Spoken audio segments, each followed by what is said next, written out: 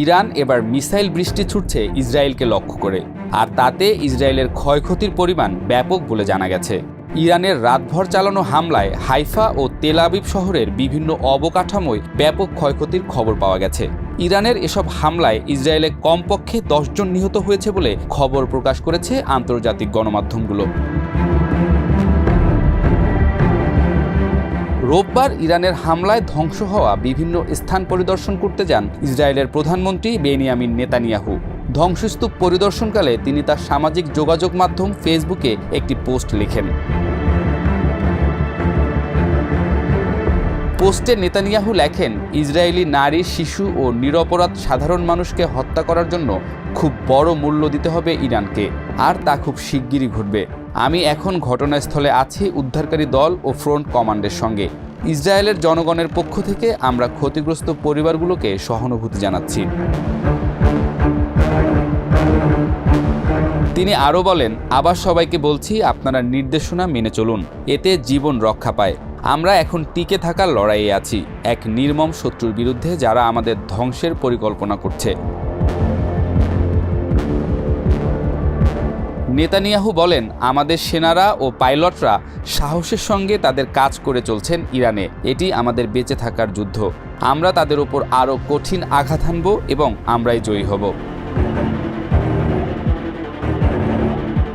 ইরানের হামলায় ধ্বংসস্তূপ পরিদর্শনের নেতানিয়াহুর সঙ্গে যারা ছিলেন, নাম প্রকাশ না করে তাদের একজন উদ্ধৃতি দিয়ে বিভিন্ন গণমাধ্যমে লিখেছে, ধ্বংসস্তূপ দেখে আঁতকে উঠেছে নেতানিয়াহু এবং তার সঙ্গীরা। কেননা কিছু কিছু স্থাপনায় ইরানের হামলা ভয়ঙ্কর ক্ষতিসাধন করেছে, যা নেতানিয়াহুকে আরও কঠোর প্রতিশোধে উৎসাহিত করতে পারে বলে মত প্রকাশ করেছে বিশ্লেষকরা। এদিকে ইসরায়েলে ইরানের হামলার জেরে আটকে গেল বেনিয়ামিন নেতানিয়াহুর ছেলের বিয়ে। টাইমস অব ইসরায়েলের এক প্রতিবেদনে জানানো হয়েছে, সোমবার নেতানিয়াহুর পুত্র অ্যাভনের বিয়ের অনুষ্ঠান ছিল, তবে চলমান সংঘাতের প্রেক্ষাপটে বিয়ে স্থগিত করতে বাধ্য হয়েছেন ইসরায়েলের প্রধানমন্ত্রী।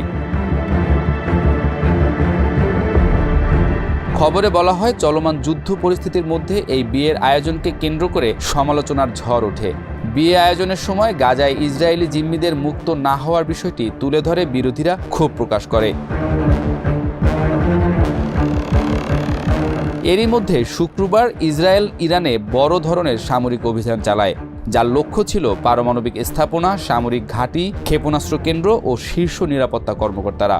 এর পাল্টা জবাবে ইরানও হামলা শুরু করে, যা ইসরায়েল জুড়ে জরুরি অবস্থা সৃষ্টি করেছে। বোমা হামলার সাইরেন বেজে ওঠে, সাধারণ মানুষ আশ্রয়কেন্দ্রে আশ্রয় নেয়। এমন অবস্থায় ছেলের বিয়ের অনুষ্ঠানের আয়োজন করতে সাহস পাচ্ছে না নেতানিয়াহু, এমন খবরই প্রকাশ করেছে কিছু কিছু গণমাধ্যম।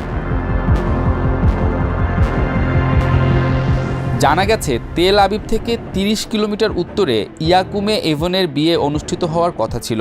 বিয়ে উপলক্ষে নেওয়া হয়েছিল ব্যাপক নিরাপত্তা ব্যবস্থা। সোমবার কিবুৎজ ইয়াকুমের 1.5 কিলোমিটার রেডিয়াস পর্যন্ত আকাশসীমাও বন্ধ ঘোষণা করা হয়েছিল। তবে ইরানের ক্ষেপণাস্ত্র হামলার জেরে শেষ পর্যন্ত বিয়ে স্থগিত করতে বাধ্য হন নেতানিয়াহু। ইসরায়েলি পুলিশ জানিয়েছে, ইরানের হামলায় এখন পর্যন্ত 10 জন নিহত এবং 180 জন আহত হয়েছে। এছাড়া অন্তত 7 জন নিখোঁজ। ধারণা করা হচ্ছে তারা ধ্বংসস্তূপের নিচে চাপা পড়ে আছে। এদিকে ইসরায়েলের হামলার প্রতিক্রিয়ায় তেহরান পারমাণবিক আলোচনা বাতিল করেছে, যা যুক্তরাষ্ট্র সংঘাত থামানোর একমাত্র কূটনৈতিক উপায় হিসেবে উল্লেখ করেছিল।